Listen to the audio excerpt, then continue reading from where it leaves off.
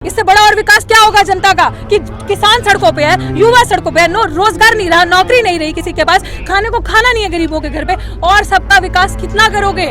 उस जुमले वाले को जो भाला फेंकता है ना, जिसका भाला नेहरू जी ले गए, और अगर वो फेंक चुका होता 90 में, तो वो उस जुमले वाले से अगर अब भी नहीं समझे ना, तो आप भी इस देश में गुलामी के रास्ते पे समझ लो आ चुके हैं। एक्सेप्ट कर लो भाई। जागरूक युवा, जागरूक लोग, जागरूक किसान, जागरूक गरीब, वो लोग जिन्होंने इस पैंडेमिक में अपने माँ बाप, अपने रिश्तेदार को ऑक्सीजन की कमी की वजह से खो दिया, फेलियर की वजह से खो दिया, वो लोग इस सरकार को वापस नहीं आने देंगे। शामली में दे रहे थे, वो कह रहे थे कि जो छोटे किसान है वो देश की शान है।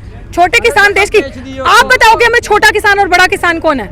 आप मूर्ख बना रहे हो जनता को ये कह के, जबकि आपका जो डंका बजा है वो पूरे विश्व ने देखा है। किसने, मैं आपको बता रही हूँ, कौन सा ऐसा न्यूज चैनल, कौन सी ऐसी अखबार, कौन सा ऐसा बाहर का प्रधानमंत्री नहीं होगा जिसने इस किसान आंदोलन को सपोर्ट नहीं किया होगा, इसके बारे में नहीं लिखा होगा। सिर्फ एक बेशर्मी हमारे ही प्रधानमंत्री के हाथ में है, जिन्होंने सिर्फ एक ही चीज सीखी है, बड़ा बड़ा फेंकना, बड़ा बड़ा झूठ बोलना, और वही झूठ आज बोला।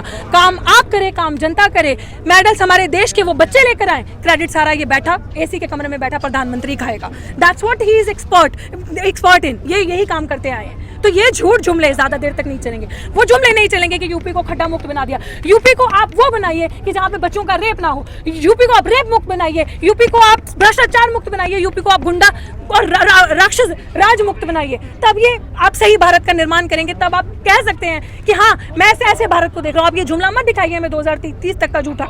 हमारी बेटियों का रेप दिन दिहाड़े, जिस मंदिर में आप कहते हो पूजा करनी है, जिस मंदिर में आप भेजते हो पुजारी अपने बिठाते हो, जो वहाँ पे चंदा इकट्ठा करने के लिए बैठे, वो मंदिर दलितों की, आदिवासियों की बच्चियों के साथ दिन दिहाड़े रेप करता है। उसकी जिम्मेदारी कौन लेगा? उस फेलियर की जिम्मेदारी कौन लेगा? जब हमारे देश में कोरोना पैंडेमिक के अंदर हमारे देश के जो सफाई कर्मचारी, उनके पास पीपी किट पहनने को नहीं थी। आपने कहा पूरे आसपास सफाई रखो, क्लीनलीनेस रखो, आपने सैनिटाइजर यूज करो। तो जब हमारे उन्होंने हड़ताल करी कि उनके पास पीपी किट पहनने को नहीं थी, सैनिटाइजर नहीं था, मास्क नहीं था, उसकी जिम्मेदारी कौन लेगा? इस सरकार का एक काम है सिर्फ कि बड़े बड़े पोस्टर लगवाओ, योगी जी जैसे। इतना कोई बेशरम इंसान हो सकता है? दिल्ली की सड़कों पे बड़े बड़े आपने अपने पोस्टर लगा दिए। आपने उसी पोस्टर के पैसों से लोगों, गरीबों के घरों में अनाज क्यों नहीं भरा? तब जिस समय जरूरत थी, जब गरीब पैंडेमिक के अंदर अपने बच्चों के पैरों पे छाले पड़ गए, जब फर्स्ट वेव थी, जब घर जा रहे थे, तब आपने उन लोगों को सुविधाएं क्यों नहीं दी?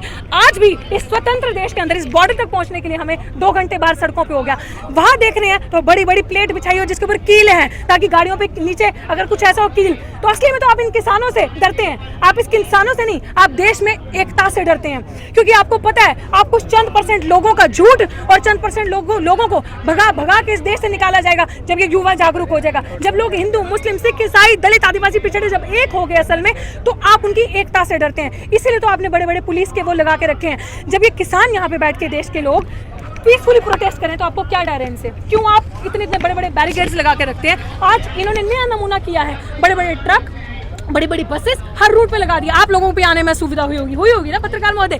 तो यही चीज मैं आपको बता रही हूँ। तो आप किस चीज से डर रहे हैं? इन किसानों ने अगर कुछ करना होता तो आज 8 महीने हो गए अपना नमूना दिखा चुके होते। इनके हाथ भी मजबूत है, ये कर सकते हैं, सब कुछ है इनके पास भी, लेकिन सिर्फ कॉन्स्टिट्यूशन लॉ को अवॉइड करते हुए यहाँ बैठे हैं। अपने संविधान से प्यार करते हैं, अपने देश से प्यार करते हैं ना आप लोग? संविधान से प्यार मानते हैं ना आप लोग?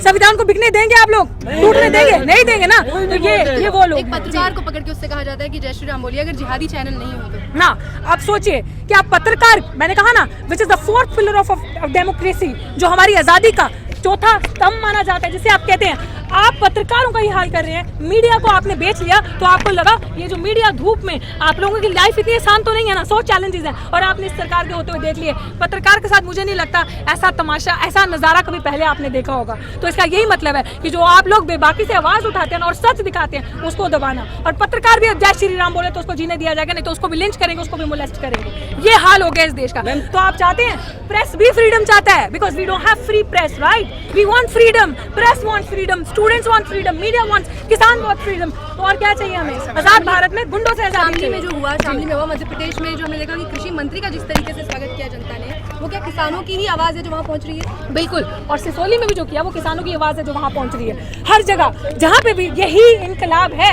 यही रेवोल्यूशन है कि जहाँ पे इनके विधायक जा रहे हैं जो झूठे जुमले देकर आते हैं, उनको जवाब अब ये जनता ऐसे ही देगी, भगा के दौड़ाएगी। और वो दिन दूर नहीं जिस दिन इस देश से भी भगा कर दौड़ाएगी ये जनता, क्योंकि जनता, आवाम जागरूक हो रही है। मत बनाओ हमें मूर्ख, मत करो हमारे बच्चों के भविष्य से, मत खेलो।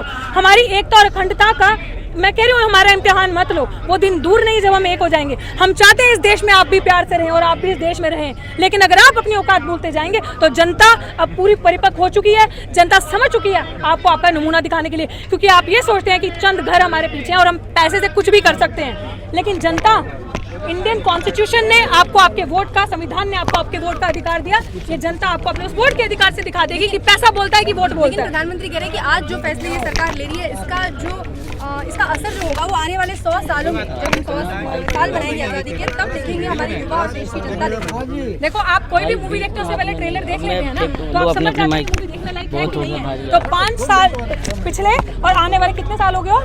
7 साल टोटल। तो 7 सालों में आपने ट्रेलर देख लिया, फैसला जनता करेगी, जवाब जनता देगी। हम आवाज बन के, वो बस लेके जाते हैं ना, वो बस लेके जा रहे हैं जो कह रहे हैं हम बस लेके पहुंचेंगे, स्पीड ब्रेकर बन के हम बैठेंगे। आप आओ हमारे ऊपर से निकल जाओ, लेकिन ये आवाज बंद नहीं होगी। हम बैठे हैं स्पीड ब्रेकर, और हर गांव में जाएंगे, हर जिले में जाएंगे, वहाँ स्पीड ब्रेकर मिलेगा, और वहाँ जनता अब ये नहीं पूछेगी, वहाँ जनता पूछेगी रोजगार का क्या हुआ, मेरा बाप जो मर गया, जो बड़े बड़े झूठे बातें बोले, जो ऑक्सीजन की कमी से मर गया, उसको प्रॉमिस किया हुआ वो पैसा कहाँ है, नौकरी कहाँ है, मेरा बाप अभी भी सीवर में क्यों उतरता है, क्या क्यों हाल है, अभी भी गरीबी क्यों है, भुखमरी क्यों है, हमारे घर पे खाने का राशन क्यों नहीं है। और दूसरी बात, जो एक कुज्जे भर राशन देकर बार बार मैं 3-4 दिन से चिल्ला रही हूँ, जो शो ऑफ किया है वो, जिसके ऊपर बड़ा बड़ा पोस्टर लगाया है, क्या मतलब है उस राशन को देने का? इन्हीं अंदातों का लगाया हुआ है ना, विच मीन्स देश भुखमरी की कगार पे है, तभी तो उनको इतना सा राशन दिया और वो लोग खुश हुए ना, जो 4 दिखाए। सबका विकास हो रहा है ना, क्या बिल्कुल मोदी जी? भाई, आपका विकास ज्यादा हो रहा है मुझे लग रहा है, इससे बड़ा और विकास क्या होगा जनता का, कि किसान सड़कों पे है, युवा सड़कों पे है, रोजगार नहीं रहा, नौकरी नहीं रही किसी के पास, खाने को खाना नहीं है गरीबों के घर पे, और सबका विकास कितना करोगे? उस जुमले वाले को जो भाला फेंकता है ना, जिसका भाला नेहरू जी ले गए, और अगर वो फेंक चुका होता 90 में, तो वो उस जुमले वाले से अगर अब भी नहीं समझे ना, तो आप भी इस देश में गुलामी के रास्ते पे समझ लो आ चुके हैं, एक्सेप्ट कर लो भाई।